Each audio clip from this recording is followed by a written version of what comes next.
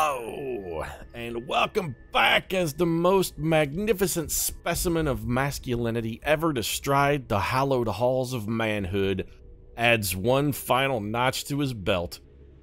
In Perfidious, Pete plays XCOM, War of the Chosen. And don't get all riled up, I'm not talking about myself. Pretty sure that putting me and masculine in the same sentence qualifies as an oxymoron of sufficient density that it's capable of undergoing gravitational collapse and becoming a stupidity singularity. When it comes to masculinity, I'm right up there with, like, Hepburn. Audrey Hepburn, not Kate Hepburn. I'd had no chance against Katharine Hepburn. She'd have kicked my ass, gutted me like a fish, and buried me in my chunks in her garden. No, I'm talking about Audrey. Like, on a good day, I might have been able to take Audrey Hepburn, but I digress. Well, who I'm actually talking about here is, of course, the various, many, and sundry amazing roles of one jean short wearing at the beach, volleyball playing, broadsword wielding, troll slaying, master of disguise, Val Kilmer. He's carried us this entire campaign. He's carried all of it on his back. The whole thing. It's been amazing. And I'd like to point out that not only has Val been awesome, but that no Kilmers have been harmed in the making of this campaign. Not a single one. The only person that's died so far on this campaign, it was Goose. Goose is the only person who's died. And I have to assume that Iceman only did that because he wanted to assert his dominance. That was like an alpha move. That was Val saying, hey, who's the true power here? I can take away your lover. You hold no power over me. I am the alpha male. I am the one who should be feared. Bow down before me. I would really love for us to be able to get up here. I mean, we know the avatars... Actually, the avatar is not in those tiles yet. Because we can stand in them. We need to spawn the avatar, and then I'd like to have somebody dash in there and perhaps drop a sweet-ass bomb on him. So what if we come to, like, here? Is this going to spawn him? We need him spawned, but we don't want his pod to activate. Well, okay. They were definitely not there. Now we have to figure out how we're going to handle this. So the real question we have, and one we have not answered. Hey, Ethereal, do you mind? I'm like doing some inside baseball sort of theory crafting here. What we don't know is the avatar weak when it comes to psychic damage? We can test it fairly easily by having Doc Holliday dash in and drop a psionic storm. But we want to make sure Doc gets some of his... We need to make sure Doc gets some of the good stuff back. We want him to get some of his focus back when he does that. So what's the best way to handle this?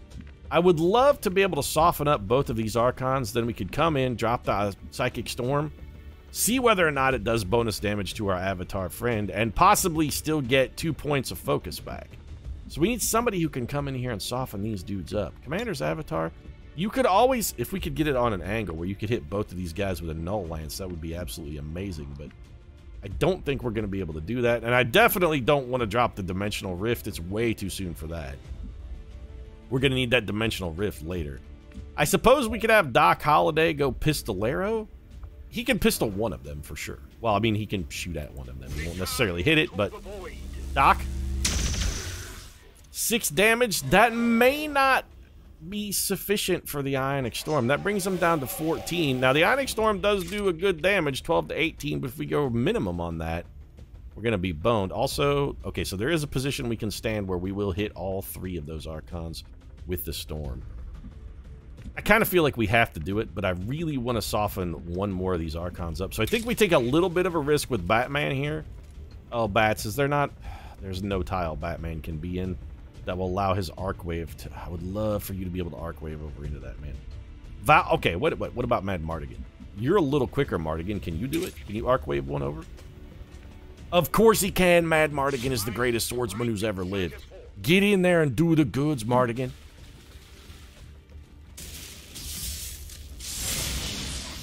Beautiful. He even criticaled on the back hit. So when we drop this Ionic Storm, then we're getting 2 kills. Absolutely certain. This is potentially fantastic for us. All right, Doc Holliday. It's time. Unleash the Fury. Drop the Ionic Storm. Let's test the theory and see whether the Commander's avatar is weak to psionic damage or not. Here comes the Storm. He's bringing the Fury. Calm down the Stormbreaker. Yeah, he's definitely weak to it. Well, I was concerned that the avatars might be problematic for us, that they might prove to be a very difficult enemy, but from the looks of things, that ain't gonna be the case. Batman, what's your rend damage do? I mean, potentially the rend could kill him. Potentially, but it's not a guarantee. We could just spend 1 point of focus and definitively kill him. Or we could have the Commander's avatar, who's not really currently doing anything else, come over here and hit him with like a null lance. But I hate to burn the cooldown. Hey, gut shot Shaherless, where you at? You got AP rounds, right? Yeah. Why don't? Well, I was gonna say why don't you just come shoot him in the back? But now that I think about it, that's actually not gonna kill him. We would need to soften him up and then have somebody hit him. He's gonna move the second we do any damage to him. Is this a flank? No. I hate having the Commander's avatar so far back. What if we need that dimensional rift? You know what, Batman? This one's on you, actually. Just kill him flat out. How's that? Nope, you did actually 8 damage, which is terrible. This guy's going to teleport away. All we really want is for him to not have teleported there. Batman, take your momentum move and get back over here. Mad Mardigan, I think we're going to have you take a momentum move and just center up a little bit. Anybody who can see that man can kill him. All we really need is just line of sight. He's going to be absolutely otherwise unhittable. We may have to have somebody go and stab this dude. Do we have anybody who can get... We don't have anybody who's fast enough to make it, though.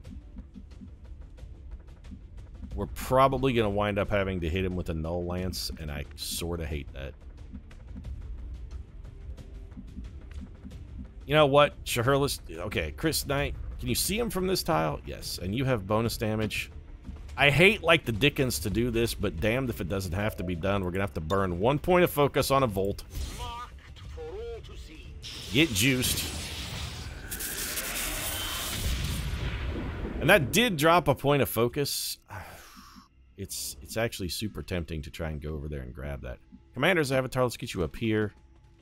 Simon Templar, I kind of want you to be on Overwatch in case something spawns out of this. You're just slinging a pistol, which isn't exactly going to be fantastic damage, but it's something. And Gut Shot Shaherless, we need a little something out of you as well. We got 2 avatars left to kill. I am watching. Not gatekeepers. That's all we ask. Okay, Chrysalids is great because we can run in here and anybody with Blade Storm can handle these boys. Blade Storm in full focus. Mad Mardigan's got that whole pod wrangled solo. What else you got for me? Looks like a couple codexes. All right, we got a little action here. Codexes are not really super threatening. In fact, if these guys will clump up, we might be able to drop an Ionic Storm and maybe gain more focus than we're going to spend. Yeah, well, not now. The other thing we can do is killing those guys is super fantastic because each one of those guys is a one-shot kill. That's just free focus. Mad Mardigan, this pod of Chrysalids, they're your job. So you're going to need to come over here. Not that one. Hit this dude, arc wave into the rest of the squad, and then when they come running at you, and they will, you can remain stalwart and cut the rest of them down with a sweet-ass Blade Storm. So we're just going to have you stand here, put you on parry. Those Chrysalids, we're going to assume will come at Mad Mardigan, and when they do, Mad Mardigan gut them like fish. So where'd those codexes go? They're all over here. And they're actually all too far away to kind of dick around with. Really don't want to waste any sort of cooldown on a codex. I'm going to assume you'll be able to just kill it. Great shot. Nicely done. Simon Templar, can you kill any of them?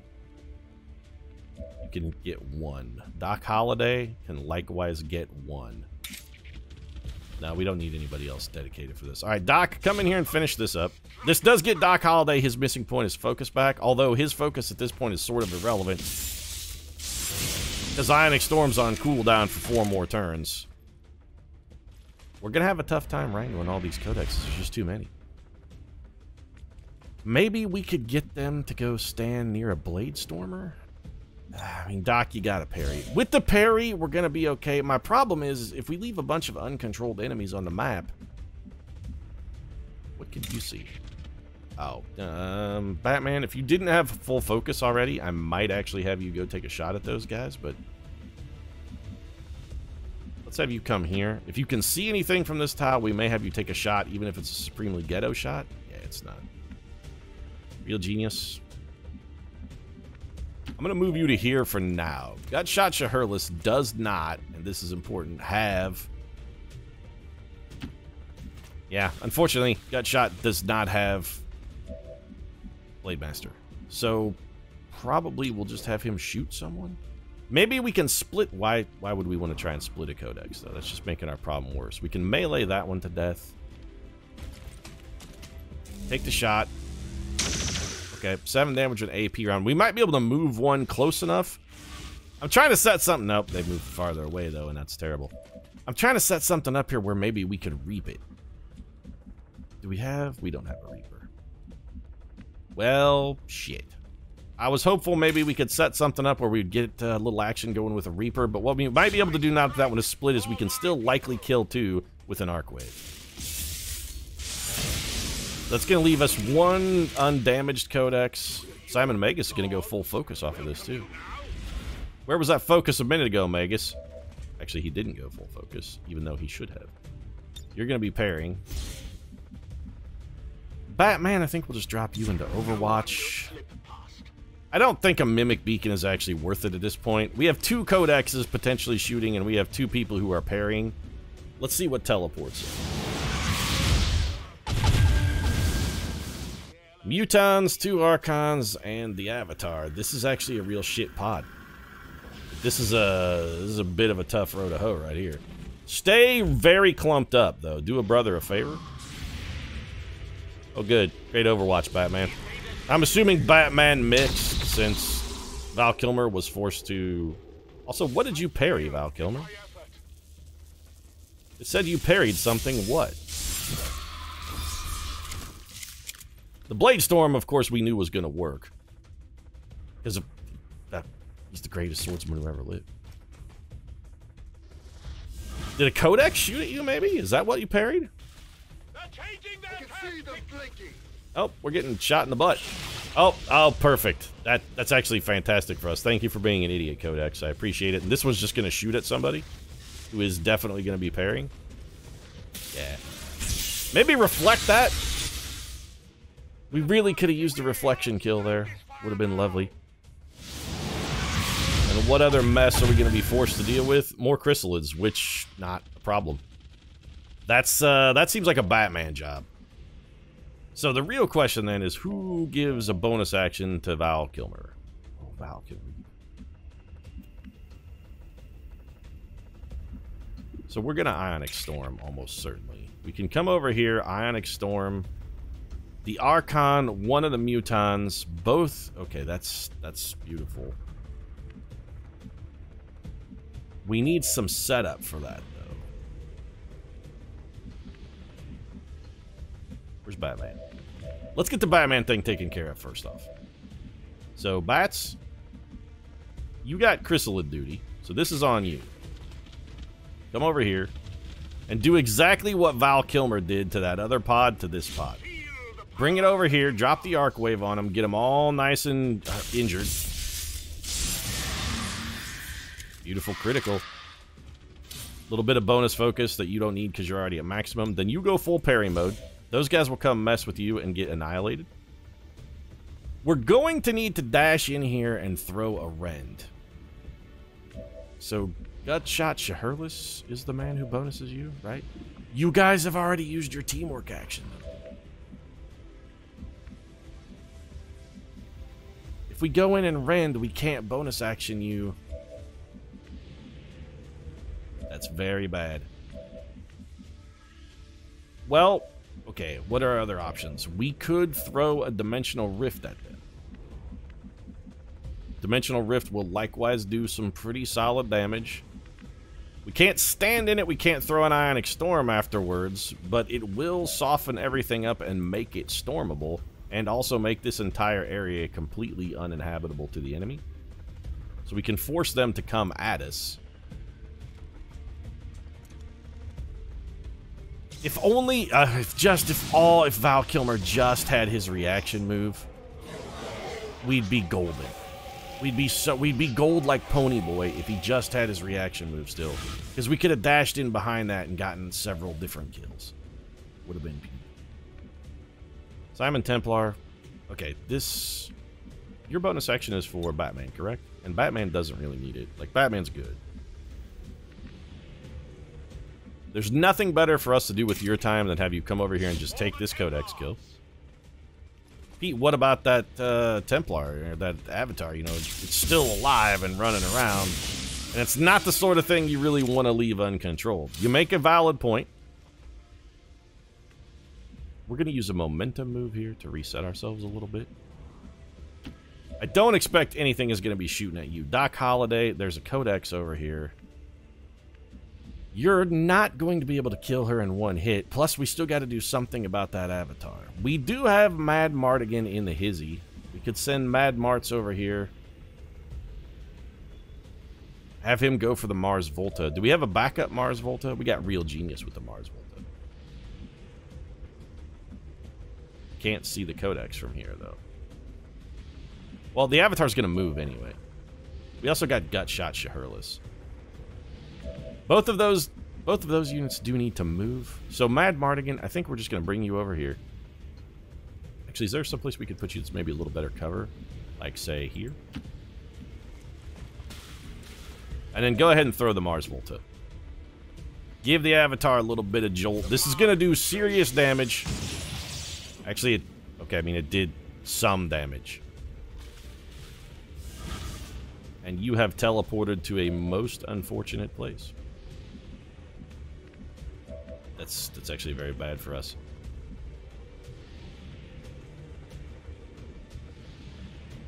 Shahurless, I'm going to have you rend this Codex.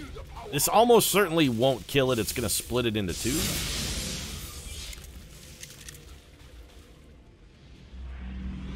Give me that focus. We need it for frying avatars. You're going to clone. You're not in an ideal spot. Shahurless, go ahead and parry. Doc Holliday. You can't get to the Codex.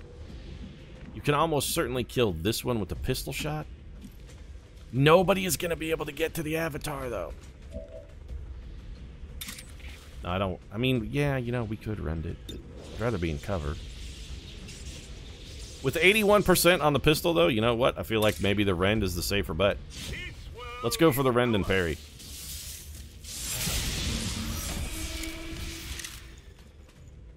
We should have done that in reverse order if that's what we were going to do. We could have given that kill to somebody who could use it. And then we got to throw the beacon. Do we have to throw the beacon here, Pete? Do we have to throw it? We kind of do. Yeah, there's too much uncontrolled stuff. So get it out there as far as the eye can see. We want those Archons to try and come for the beacon. We want that Codex to try and come for the beacon. Ideally, we also want the Avatar to try and come for the beacon. 3 Muton Berserkers is no joke. I think we'll hijack one of those Muton Berserkers with the Commander's Avatar if we can get him in sight. We'll mind control one. Val Kilmer has been turning bad things into amazing things for a long time, and granted the Commander's Avatar is no Val Kilmer, but who is these days? I mean, really. Does Psychic bomb us? Shot our Mimic Beacon. Little bit of damage, that's fine, that's what the beacon's for. Avatar should also go for the beacon. It is dead, but our 2 closest units to the remaining Archons do both have Blade Storm, and those Archons are hurt. Non-zero chance Val Kilmer can cut him down. That's my boy, Mad Mardigan. He is great. You try and steal a baby from a stupid Daikini while he's taking a pee-pee? Mad Mardigan, cut your heart out. And, well, I mean, okay, that could have gone better. Like, 1 more damage better would have been better.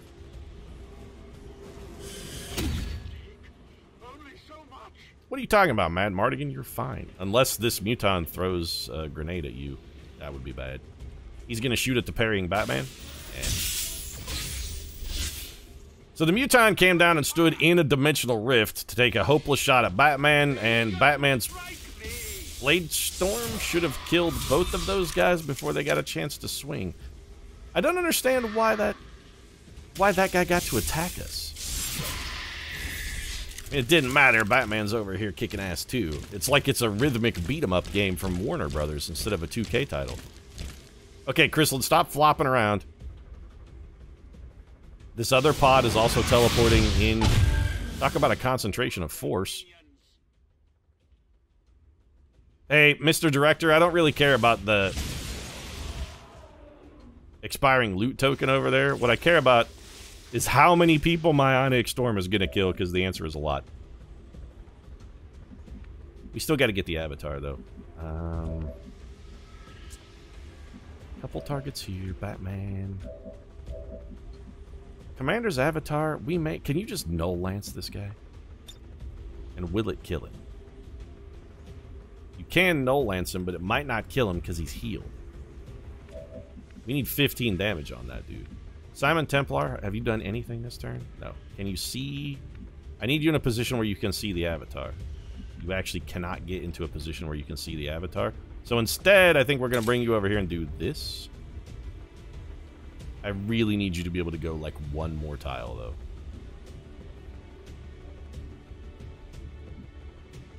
You know what? We can make that happen. So, if we do this, though, we're going to split all of those codexes. We want them to die in one shot. We can't split them. It's too much.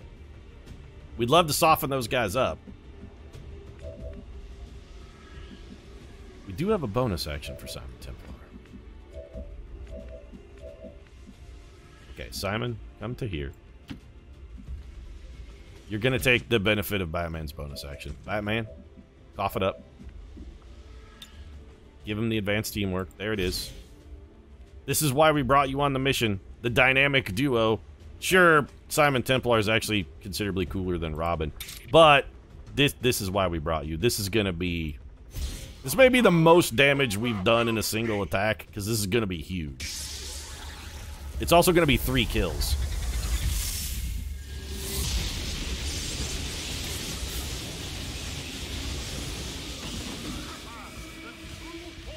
That's a lot of damage, actually. Pretty remarkable feat. We have enraged 3 of these guys, almost certainly. Now we just gotta figure out how to finish them off, but also get the Avatar. So let's do Batman. I'm not too worried about a single codex. You come here, throw this.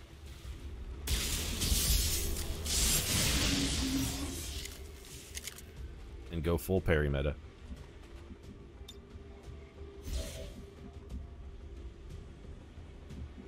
Mad Mardigan, we're gonna get a little crazy with you. First off, reap. And reap this codex.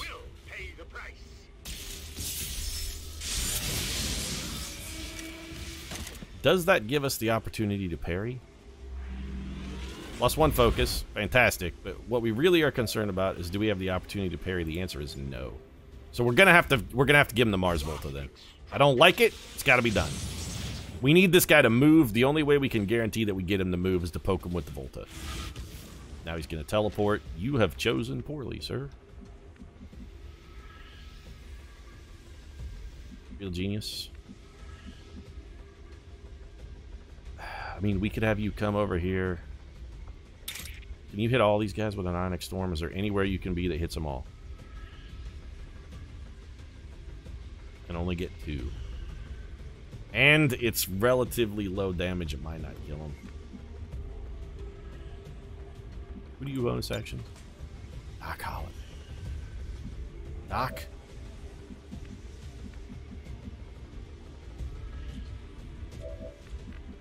How much focus you got, Doc? He's on cooldown, though. He's got all the focus, but he's on cooldown. We'll get 1 Berserker for sure. We'll get the 1. We'll Arc Wave into a second one and very badly injure it. We got to figure out a way to save our boy from taking a bunch of damage here. What we could do is momentum move to here.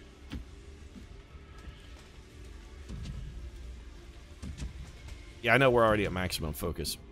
And try and get him with the Blade Storm, I think, is the right call. Where'd that avatar go? It's not dead. We have lost sight of the avatar. I definitely don't remember where it went. No, never mind. We didn't lose sight. He's right there. Our commander's avatar could get him with the Null Lance. This will kill him. Or won't. You're shitting me, though. Like, the Null Lance won't get him? What if we get closer?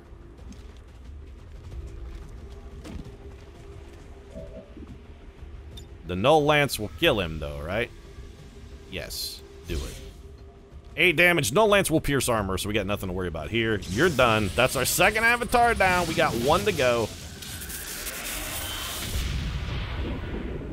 1 to go, and I actually think we're going to clear the board here. So your bonus action is for the dock. You got to do it.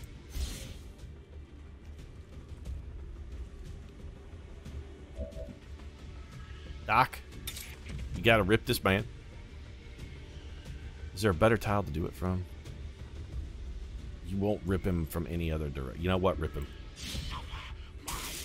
Rip Muton.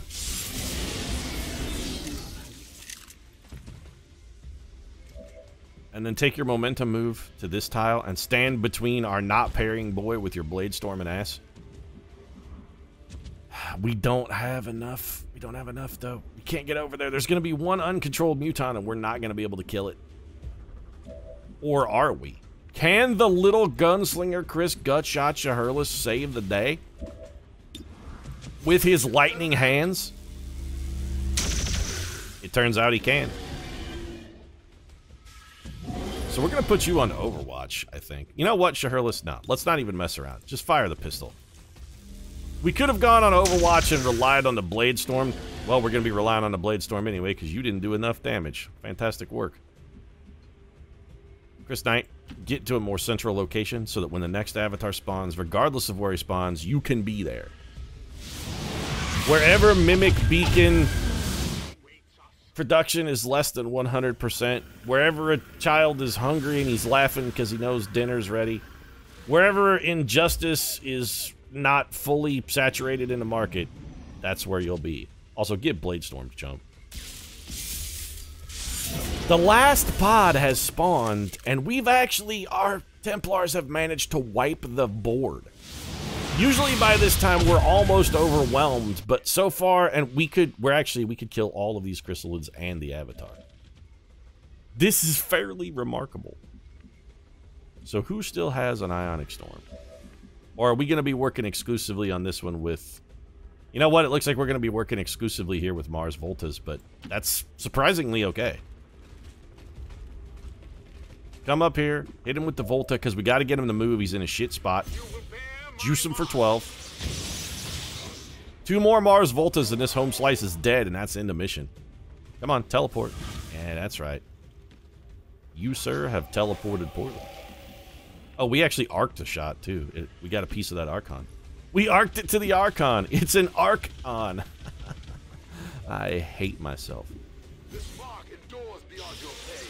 How about another Mars Volta? Okay, minimum damage Mars Volta, but 1 more should get the job done. And I kind of feel like we have to let this happen. We have to not you, Batman. You've been a bitter disappointment. I think this one belongs to Mad Mardigan. He's the greatest swordsman who ever lived. Juice him. The killing blow goes to Mad Mardigan, Slayer of Trolls, Stepper of Poop, Wearer of Burlap Shoes.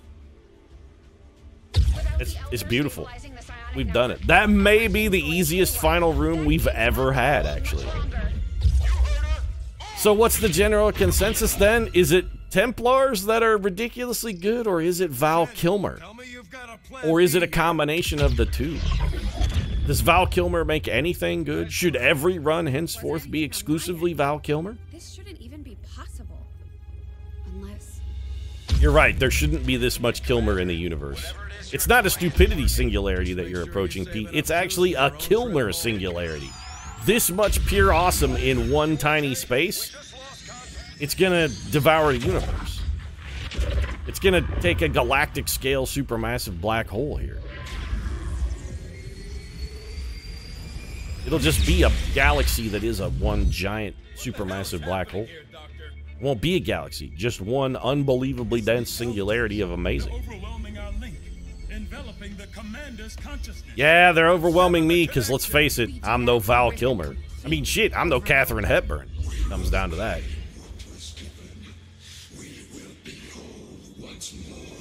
Just make the beam fight happen already. Beam fight!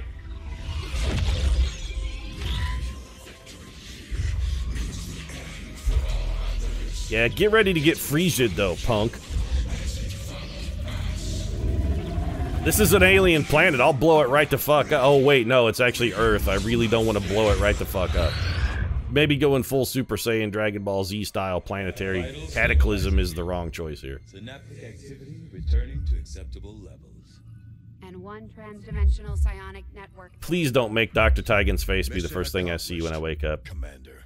Alright, well, the drunken, haggard visage of John Bradford is not ideal, but it's better than Tygan. Network broadcasting on all frequencies. Advent is in full retreat across all areas. Heavy fighting continues in the city. You know, 24-hour network news just proven its resiliency here. The major networks that were Advent controlled have all been defunct and taken offline, but those guys, journalism will prevail. They've already set up new 24-hour news networks. The Liberation Network has their own. This lady right here is the new Laura Ingraham, in that she is shockingly unattractive for someone who has her job. That's what you're judging Laura Ingraham on, Pete? Her attractiveness, not her overall level of competence and critical theory and thinking abilities. You judge her by her looks just because she's a woman? No, I mean, if she was a dude, I'd still say, wow, she's hideously unattractive for her job. Look at, I don't know, Wolf Blitzer. Same kind of thing. Also, same kind of thing with Wolf Blitzer and Laura Ingraham, in that I don't think either one of them are particularly smart or gifted at their jobs. They're both bad at it and unattractive, and it makes one question, how the fuck did you get this job? Aren't you supposed to be handsome and maybe, I don't know, some kind of journalistic integrity? No, just pandering to the base in both different directions, huh? Alright then. Technically, I suppose getting a job as a network news anchor is nothing but a giant popularity contest. What difference does it make what you know, even if that something is nothing? As long as the people love you, you're, hey, congratulations, you're Huey Long. And your obligatory setup for XCOM 3 Terror from the Deep, which hopefully will be coming out soon. 2K games, you know, it's been a minute. I did see 2K post some new job offers earlier this week. They were posting requests for some new artists and whatnot, maybe to work on XCOM 3. I'm hoping. Well, the city's on fire, so, you know, it'll be less cold. When Volk says we come in from the cold, he's not talking about we, you know, go back to homes and become regular citizens leading everyday average lives, raising families, and working a job we probably don't like. He means literally, no, the city's on fire. Let's go grab some hot dogs, marshmallows, and have a party on the ashes. Brothers and sisters, welcome home. They bent the knee. They're swearing fealty to Betos. Betos, the breaker of chains, the mother of Advent. Lord of the Seven Kingdoms and Queen of the gas station throne.